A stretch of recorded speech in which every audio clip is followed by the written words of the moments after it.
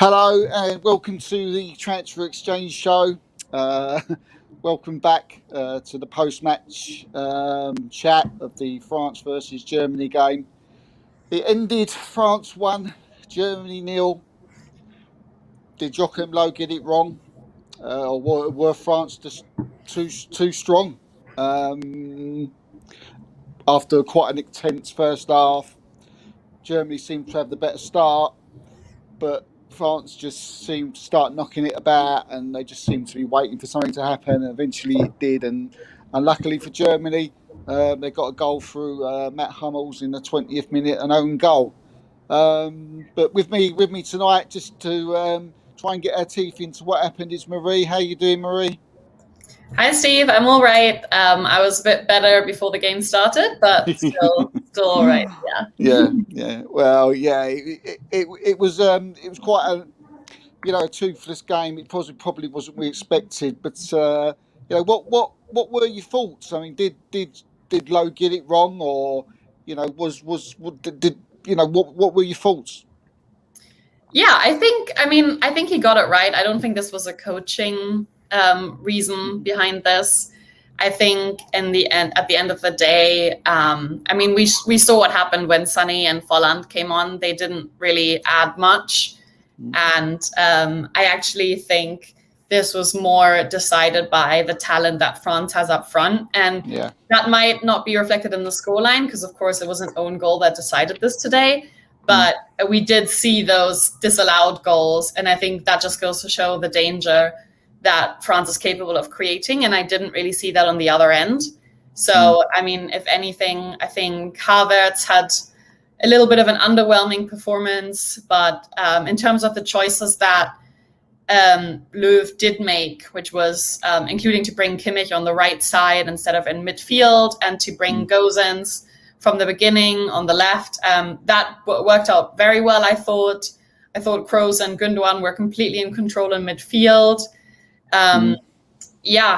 Hummels had a kind of day to forget. He had that very successful slide tackle, of course, but before that, the ESPN commentator here in the US said that Mbappé made Hummels look like he was a man carrying a piano on his back. Well, but there's a bit of an age difference between the two, so right. Yeah, probably a bit too over the top. They're a bit harsh on Matt Hummels. But I mean, who were your standout performances for Germany tonight? I mean, was there anybody that stood out from the rest? On the German team, I would say Kimmich was the best player in my opinion. He just looked the best in every area of the pitch, defensively, in midfield, and also some of his crosses up front really, found their man. And I thought that he looked very good. Besides that, I think everyone looked solid. I don't think Germany was terrible in this game at all. I just think France was better. Yeah, no, I didn't think they was terrible. Well, I think France seemed to me like they played it like a typical away game. It seemed to me that Germany had most of the ball, and France just sort of sat back. They didn't seem to have a up front, Germany, and when they hit them, they looked so dangerous. And like you just said, there was a couple of offside goals and disallowed goals, and it could have been a bit more. I mean, it's hard to talk about France and after a 1-0 defeat, Marie. But I mean, who on their side tonight was you impressed tonight by? Ooh, tough to say. I thought, I just trying to think who stuck out for me. I thought Pavard did very well, and Hernandez as well. Both of them actually did better than they typically do in a Bayern Munich jersey, which is kind of ironic, at least in Pavard's case in the past season. In the season where they won the Champions League, he was fantastic, but in the season past, he wasn't as good, especially up front. And I think both of them looked great today, and typically won their duels on their sides against Germany's attacking players. And I would say the best on France's team for me was Pogba. Just, I mean, some of those through balls, he just sliced Germany right open. Yeah. And he's such a sublime player on his day. You know, when he picks one of those days to stick out of a team that talented. If you just see France's lineup on the match day score sheet, I mean, there's a reason that Deschamps didn't change anything until like the 85th minute or something, because it just worked. Yeah. And for Pogba to really, to the naked eye, look, exceptional in that group really says something about his quality. Yeah. I mean, we spoke about in the pre-match how strong France are in the midfield. I mean, I thought Kante was exceptional tonight. He seemed like he was all over the pitch, and as you said, with Pogba with him as well. They were a force, and they were just a little tonight. They just, with Goretzka not in the side, they were just a little bit too much to handle. I mean, Marie, how does this look on from your point of view, from Germany going forward in the competition? Has your mind changed? I mean, how far do you think they're going to go? It's hard after the game because these players, I mean, they're all used to winning. They play for excellent European club teams. So Rudiger and Havertz and Werner just won the Champions League. Bayern have been winning the German championship since we can all remember. Yeah, true. And so, and Toni Kroos is with Real Madrid and Gundogan is with Man City. So, they're not too shabby either. And so for them, this will feel painful because they're all winning types. However, if we just, take a step back, I said before the game that I expect France to win 2-1. And you did, yeah. I think a lot of Germans expected that. And maybe, the team also knew, I mean, they also kind of saw themselves as outsiders. They're playing the reigning world champions. So at the end of the day, I think let's not make any foregone conclusions. Germany played well. France played better, but there's a reason why this was the most anticipated game of match day one. It's very unusual for two teams that good to face off in the first game. And incidentally, in all of Germany's history, this was the first time they lost an opening game in the European Championships. So that tells you everything you need to know about France, more so than it does about Germany, I would say. So I mean, how far they're gonna go? It's a weird one, right? It has a lot to do with brackets and if they come third or second in this group, how many goals they score against Hungary, how they do against Portugal, and I think that will really decide their path forward. But I don't think they should be too demoralized by today. Yeah. I mean, they move on to Portugal on Saturday on my birthday. If anybody wants to send any cards. So I'm just going to put that in there. I mean, is there anything you would change going into the Portugal game? We see tonight's lineup. Do you think you should change it? Is there anybody you would bring in? Yeah, I mean, I'm seeing here in the comments, calls for Jamal Musiala. I could definitely see Musiala getting some minutes, especially perhaps coming on late in the game for Müller. Because he is a technical player who can kind of break down deep defenses. I think that's why he didn't play today, because it was a very even match. So I think against Portugal, it will really depend how Portugal, basically suits up against Germany if they try to take a more defensive approach or if they go full on attack. But I could see Musiala getting minutes. Then we have to see what happens with Goretzka. If he is fit in time for the Portugal game. I think if he is fit, that will be a real battle for who starts in midfield. As crazy as that sounds, perhaps to international fans, there's not, it's not impossible that Kroos starts on the bench, because Goretzka and Kimmich are just such a force with Bayern Munich, and Gundogan has had an excellent season, and Gundogan, more so than Kroos, is a goal-scoring threat. And if anything, goals are going to be very important in this group because a lot will depend on goal differential. And I think that's why also Germany perhaps got off with a bit of a bruised eye today, because, if it weren't for offside and the goalpost, this could have ended up 3-0. And I think that would have been too much. I think that would not have reflected the nature of this game. But that doesn't matter to football, you know. Sometimes that happens. And Yeah, it does. I mean, I actually thought that Goossens played well. I was taking a look at him. You know, I wasn't too sure. I mean, I know the player, but not seen a lot of him. So after what you said in the pre-match, I made a point of, you know, watching him, and he's an excellent player. So certainly, I wouldn't be moving him out.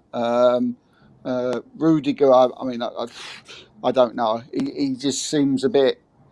I mean, is he German international class? I don't know.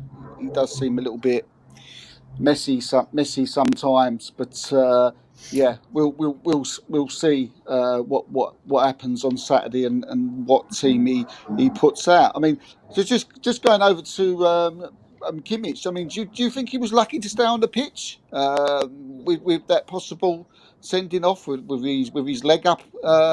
It looks a bit unusual the way his leg was. I kind of think he was lucky to stay on the pitch, because that was very dangerous. And I think the reason he stayed on the pitch had something to do with a very human feeling. I think refs sometimes do this when they kind of regret an oversensitive or undersensitive prior decision and kind of try to cancel it out. And this is what happened. I don't think that he should have been booked in the first 6 minutes of this game. I thought that was ludicrous. But because he gave the yellow card there, he was like, ooh, maybe it's a bit too early to send him off. But you can't think like that as a referee, you know? Absolutely. So given the referee's decision, yes. I mean, if he wanted to keep that line, he should have sent Kimmich off. But did Kimmich deserve to be sent off? In my opinion, no, because I don't think that first foul was worthy of a yellow card. But what you were saying about Gosens, I mean, something that I left out when I answered your prior question is, you know, Löw still has the option to play with a back four rather than a back three and two wing backs. So if he, in some ways, although it sounds contradictory, playing with a back four instead of a back three is actually the more attacking option, because then it frees up a place in midfield. So, you know, you mentioned Rudiger. Today, Ginter, Rudiger, and Hummels played in central defense against France because they probably had the best attack in the whole tournament. But what if, you know, he took out Ginter or he took out Rudiger, and for them, he brings Goretzka in midfield or Musiala, you know, or what if he puts Havertz in midfield and starts Sané on the wing? I mean, these are all considerations and options that Löw still has. Yeah, I mean that sounds like the way to go, because I think Germany will want to win the next game against Portugal. I mean, a draw is not, you know, is not going to do it. So I think something like that is definitely the way to go. I mean, maybe they'll put Kimmich as right back. Could they do that? Is he good? Does he play better as a right back with a four? With the three in the middle and the three up front. Again, like a Liverpool type of way they play, where they have that protection of the three, and then they've got the three flying. Maybe they play Sane, maybe they play Gnabry, and someone down the middle. So, yeah, but they're going to have to get a win, I would have thought, on Saturday. Before we go to the comments, Marie, I mean, is there anybody, any team that so far in the Euros that's impressed you, that you think might do something? I've been very impressed by the Czech Republic. I thought they played very attractive football, and they did well. I was very impressed by Spain's first half. I mean, it was a disappointing result for them to draw against Sweden. Incidentally, I wanted to mention, and I thought for a second that Benzema would have broken the curse, but I've kept track on, you know, as the champion of the Bundesliga, Marie's Bundesliga minutes, everyone. I've kept track of kind of the tally of the goal scorers and which domestic league they play in. And so far, there has not been a single goal scored by a player who calls La Liga home. Wow. So that's, you know, I think there have been 29 goals, and not a single one comes from a player employed by the Spanish domestic league. And 9 came from the Bundesliga, 9 came from the Serie A, so they are kind of top of that in that list. So just something interesting to kind of keep in mind. That's some stat. Benzema nearly did it today. He nearly did. He nearly got there, but no, that's a fantastic stat. I mean, my shout was Italy. I thought they were excellent in the opening game. So I'm looking forward to seeing them in the next game against Switzerland. Right, let's have a quick through of comments. We've got quite a few comments here. First one from YNOT. Hummels has never been one for pace. Sounds like the way Marie laughed there that she agrees with you there. Cool guy, AK. How you doing? Both should have left with a point. Tough loss for Germany.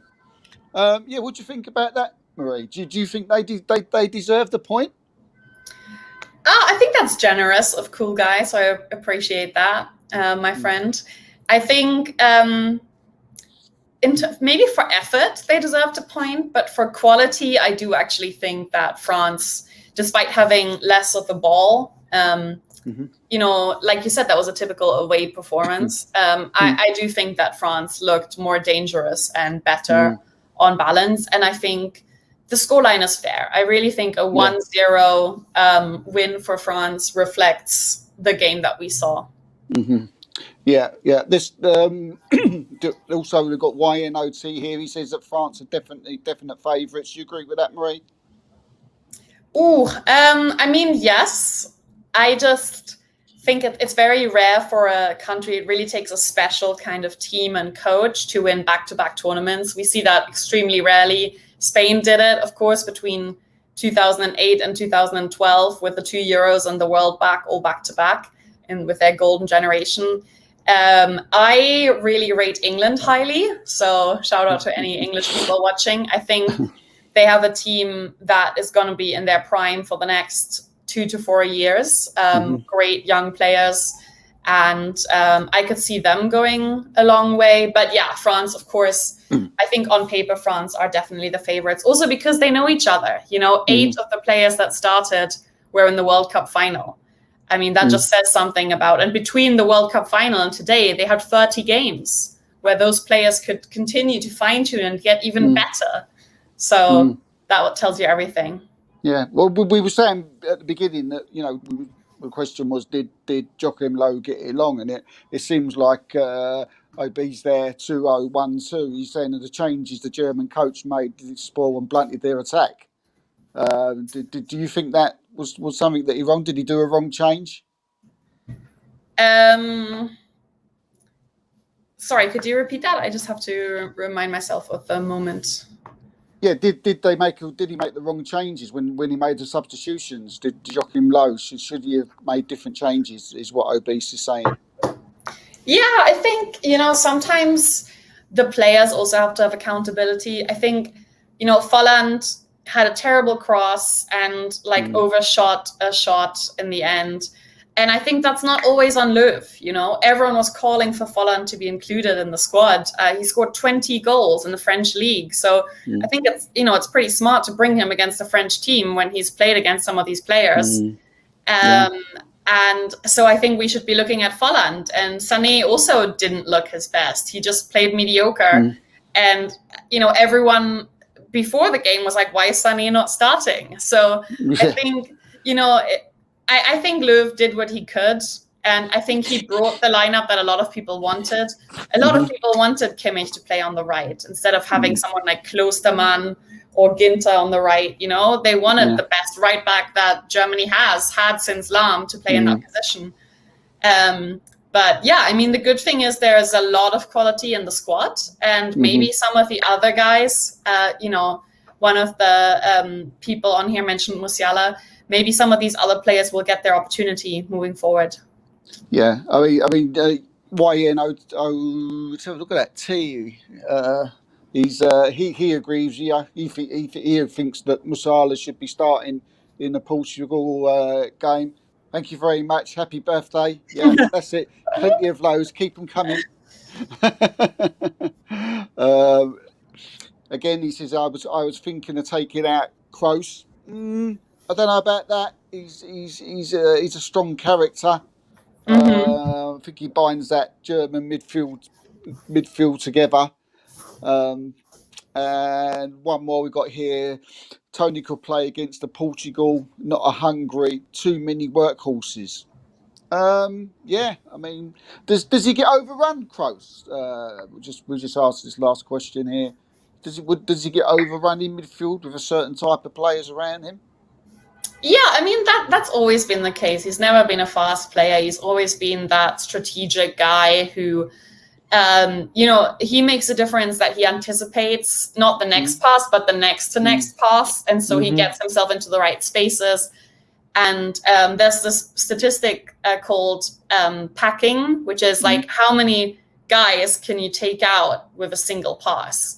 And he's a master of that, And so I really understand why Löw started him, because France have a very good backline who've played together for a while. And, he was hoping that Kroos would have a day like we saw Pogba have, where he plays some passes like that really cut through the back line. And then, Sané or Havertz runs in or Gnabry and just is one-on-one against Lloris. But we didn't see that today. So, I don't think that he was ever that guy that's going to like hunt down the attacker physically.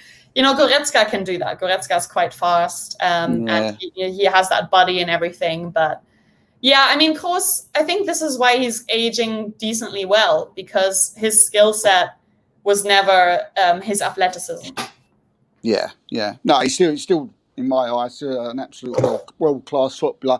And look, it's early days. I mean, it's we all come in here, we dissect it, and but it's 1-0 to France. Disappointing for Germany, fantastic for France.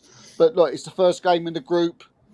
Plenty more to come. Everybody normally starts off slow anyway in the first games, and could just take another win and a draw for Germany, and they'll be through to the next round. So, look, thanks everyone in the comments. You've been absolutely fantastic tonight. You've been on fire, flying them through to Marie. It sounds like you've all missed Marie, but don't worry, she's not going anywhere. She'll be back. She'll be back soon. We'll be back tomorrow. We've got the Turkey and Wales game. We'll be doing the pre and the post match for that, and also we'll be doing the Italy Switzerland game as well. Marie, thanks for joining us. Absolute joy. Yeah, and I mean, shout out to Steve, by the way. Steve predicted in the pre-game that Mats Hummels was going to score today. Thanks, Marie. Yeah, thanks for that. I knew she'd have to get that in. I thought I was just going to get off just before press end of the show, but no, I couldn't get away. I could not get away. But she's right. She's right. So if I mention that someone's going to score, you're in trouble. If you support the other team. But yeah, brilliant. Anyway, again, thanks, Marie. Thanks for joining us tonight. And again, we'll be back tomorrow. So, as Kieran always says, peace out, stay safe, and wash your hands.